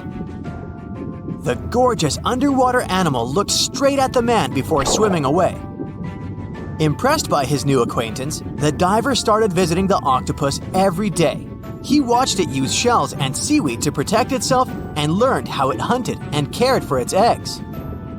All these encounters became the basis for a now famous documentary. In the movie, the diver wanted to study the relationship between a wild octopus and its observer. Initially, the octopus was a bit too shy to let the man get close. But over time, it began to trust him and even explored his body. At one point, the octopus even rested on the diver's chest. The man soon began to look at the underwater creature as his octopus friend. Sure, the documentary did make it look like a true friendship, but that was most likely because of all the close-ups and eerie music. But you can't really know what the octopus is thinking. Maybe what looks like tenderness is just curiosity or confusion. Maybe an apparent hug is really just a defense mechanism. Some people may love octopuses, but can they really be friends with a human? Until they learn to talk, I guess we'll never know.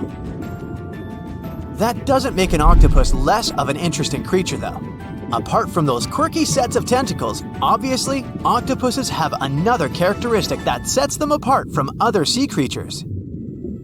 A recent study that involved studying the footage of octopuses living underwater shows that they sometimes develop this unusual behavior. They seem to throw things at each other on purpose. It can be anything from dirt from the bottom of the sea to shells or rocks. Octopuses are known to be solitary creatures, so when something or someone, like an underwater camera person, gets too close to them, they might lash out. Just as we have yet to discover the limits of our galaxies and constellations, we know very little about the bottom of the sea. It's one of the reasons why we find it so hard to explain the behavior of some underwater creatures. The truth is, we don't have good enough technology able to deal with harsh conditions and a limited amount of light underwater. You might have asked yourself at one point, what's the deepest part of the ocean? It's called the Mariana Trench. We don't really know exactly how deep this giant hole is, since it's too difficult to measure, but it's somewhere around 6.8 miles deep and 5 times longer than the Grand Canyon. This massive underwater trench was first studied back in 1875 with the help of a weighted rope. Back in 2012, a Canadian film director reached the bottom of the trench in a submersible vessel called the Deep Sea Challenger. Some of the most bizarre creatures on the planet were discovered here, including the Dumbo octopus, the sea cucumber, and the goblin shark. The Mariana Trench got its name from the nearby Mariana Islands, which were named Las Marianas in honor of Spanish Queen Mariana of Austria.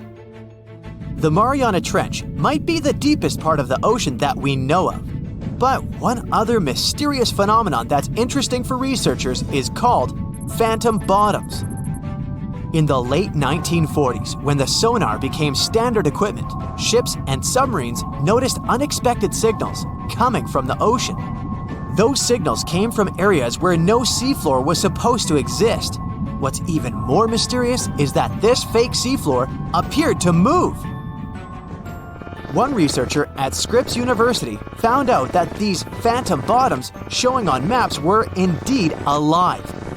They were made out of a layer of jellyfish, shrimps, and other deep-sea creatures. The reason why they move is that they rise to the surface at night to feed. To top it all off, even the way these creatures move is kinda calculated. They don't just move randomly, but seem to gather together by species. We used to believe underwater animals behave this way only to avoid being caught by predators. It's a mystery to scientists why they group in the same way to form a fake seabed. Our curiosity about the deep waters doesn't stop at the seafloor. If you went on a vacation to the beach when you were young, you probably remember the fun of digging in the sand. As the hole got deeper, you may have asked yourself, could I dig all the way to the other side of the earth? None of us have ever found out. Our parents took us home when it got dark and chilly. Scientists are more reasonable when it comes to this subject. For starters, they know the best place to start digging would be underwater, since those regions are already deeper than what we can find on land. They also do not have the ambition to drill a tunnel through Earth. It's not even possible. That's mostly because of the extreme heat and pressure inside our planet.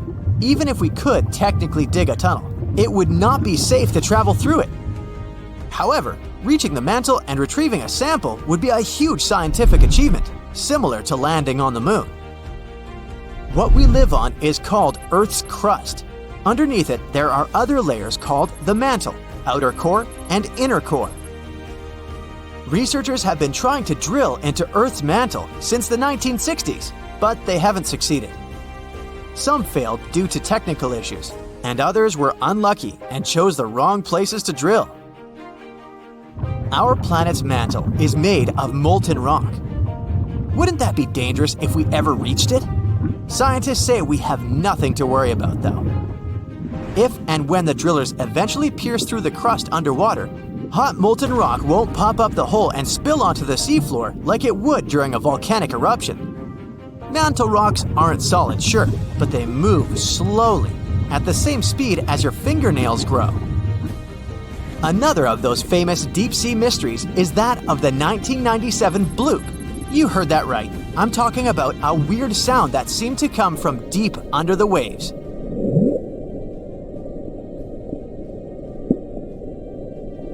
People heard it in the South Pacific. No one had ever recounted a sound like that before. Some thought it must have been emitted by a strange creature living deep in the ocean. It didn't help that the noise came from a location mentioned in a story by famous writer H.P. Lovecraft. In his story, it was a creature called Cthulhu that lived there. In the novel, the author described it as a large, human-like monster with tentacles on its face and wings on its back. For many years, people tried to figure out where the noise came from. It wasn't until 2005 that they concluded it was from icebergs breaking off of glaciers. Some people still don't believe that this explanation truly makes sense and are searching for a different reason for the bloop. If creatures living outside of our planet ever decided to come to visit, you wouldn't expect them to go straight to the bottom of the sea, right? Well, some people claim there's a sort of spaceship on the ocean floor, discovered in 2011. It's basically an oval-shaped object located on the bottom of the Baltic Sea. In 2012, a team of divers explored the anomaly and found what appeared to be a staircase and other structures on its surface. This only added to the belief that the large object had been made by someone and wasn't just a natural phenomenon. Even more bizarre, close to the unidentified anomaly, the explorers' electrical equipment, like sonar instruments and satellite phones, started to malfunction. Some scientists believe it just to be a glacial deposit or some other natural formation, but they still don't know for sure what it is. It's one of the most intriguing locations in the world. Covered in darkness and miles underwater, this extreme environment is home to some unusual creatures and phenomena. It's called the Mariana Trench, and it's the deepest oceanic trench on Earth. No wonder it's been so difficult to explore. Because of the risky conditions, people aren't able to explore this location without proper equipment. But what would happen if we threw a steel ball down there? Let's start with some basics. How did they first discover this enormously deep hole in the ocean? HMS Challenger identified it back in 1875. The ship had some pretty fancy sounding equipment for its time, but it wasn't nearly good enough to be able to fully explore the trench.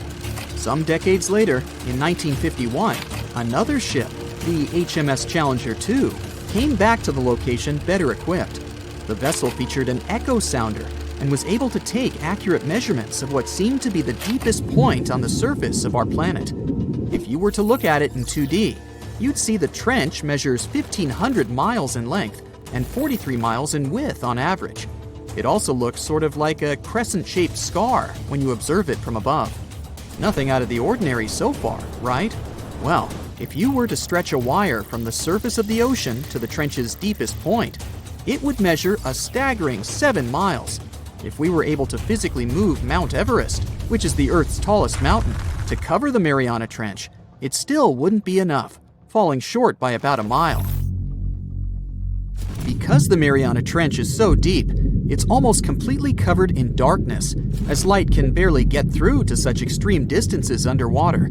The temperature isn't any friendlier either, just a few degrees above freezing. But the most dangerous feature of them all is the water pressure. Right at the deepest point of the trench, the amount of pressure is about 1,000 times higher than the standard atmospheric pressure. Not a lot of people ever attempted to descend into the Mariana Trench. In fact, the first organized attempt took place more than 60 years ago. It was done by Jacques Piccard and Don Walsh in a submersible. They only spent about 5 hours on their descent and a mere 20 minutes at the bottom. Alas, they weren't able to take any pictures. Until these two scientists were able to descend, specialists believed there was little to no chance that life could exist down there, given the conditions, most notably the extreme pressure. But while at the bottom, the submersible's floodlight caught sight of a creature. It was a very flat one indeed. As you can imagine, resources here are very scarce. What kind of creatures live down here? And how do they survive, given the harsh environment? Surprisingly, there is quite an abundance of wildlife living in the Mariana Trench. Some of these creatures fall back on chemicals to survive, like methane or sulfur, while other kinds of fish nibble at the marine life that's, well, weaker than them on the food chain. The most common creatures found here are xenophyophores, amphipods, and small sea cucumbers. Some of them adapted by hardening up their shell using aluminum harnessed from the seawater. Smaller creatures, like microbes, adapted by feeding on the chemicals emitted when the seawater hits the underwater rocks. They consider the Mariana snailfish the rock star of the area in terms of wildlife. They're small, ranging from 3 to 9 inches, translucent, and lacking any scales. But they're the top beast of prey in the area. It's no wonder some people started to believe that the ancient megalodon might still be living here. What was a megalodon, you might be wondering? It was the largest predator ever known in our planet's history. Basically, the biggest and nastiest shark ever to have lived. Scientists believe it's been extinct for quite some time, and the idea that it might still be hiding in the Mariana Trench doesn't have a lot of supporting information. The megalodon would have needed to learn to navigate in complete darkness. It would either have to be bioluminescent or evolve to have massive eyes. More so, because of its school bus-like size, the megalodon would have needed a lot to eat. Microbes and small snailfish just wouldn't have done the trick. If a steel ball were to be dropped in the trench, what would be its effect on it? Would the ball be strong enough to sustain such pressure? Let's look at the science here. If we assume it's a solid steel ball, the pressure found at the bottom of the trench wouldn't be enough to really affect it and cause permanent damage. It would take it a solid 12 minutes to reach the bottom of the ocean, though. What about the temperature? Well, it turns out that the difference in temperature on the surface and at the bottom of the trench is quite impressive, a difference of about 86 degrees Fahrenheit. So, it would cause the ball to shrink a bit, but yet again, once the ball returns to the surface, it would simply come back to normal. Should the ball get stuck there, there's another interesting question to answer. Would corrosion affect it? Corrosion of steel is highly dependent on the amount of oxygen in the water. The amount of oxygen dissolved in water remains constant at depths greater than 3 miles. I'll spare you the math, but it would take more than 10,000 years for the steel ball to completely rust under the sea. I can't help but wonder, though, what would it take us humans to be able to survive at such extreme depths? Let's look at what was used in the past to explore this mysterious location. A little thing called syntactic foam. Why? Because it's the only material that can both float and resist the amount of pressure found here. Without this sort of protection, our lungs would rapidly collapse here. More so, the pressure from the water would push liquid into our mouths, replacing the much-needed oxygen with water. Then, there would be the much-needed ability to be able to come back to the surface, should anything not go as planned. One of the vessels that went for a deep dive here had 1,000-pound steel weights attached to it, so it would ensure its sinkage. These weights were connected to the ship by a special type of wire that had an increased corroding time of 11 to 13 hours in seawater, just in case something went wrong down there, and they'd have to bounce back faster. Given the harsh conditions here, the problem of oxygen supply is really important too. Any vessel looking to descend into the Mariana Trench again would need to consider some sort of device that can recycle the air in order to reduce the amount of oxygen that needs to be transported down there. And the last, but definitely not the least of all problems, would be electricity. There surely isn't a power socket down there for you to charge your phone. So, there needs to be enough battery life to support all the necessary equipment, communication, oxygen supply, lighting devices, and so on. None of these problems seem to be quite the challenge anymore, since, as of recently, you can buy a tour of the Mariana Trench. 3 lucky individuals were part of such a project back in 2020. They were submerged in a 3.5-inch thick titanium sphere. This ensured that they didn't feel any pressure changes and physiological stresses whatsoever. Each of the guests took part in an individual trip that had an estimated length of about 14 hours. The descent itself took over 4 hours. Once they reached the bottom, they got the chance to witness some of the most extraordinary creatures on the planet. Then it was time to start the 4-hour ascent back to the surface.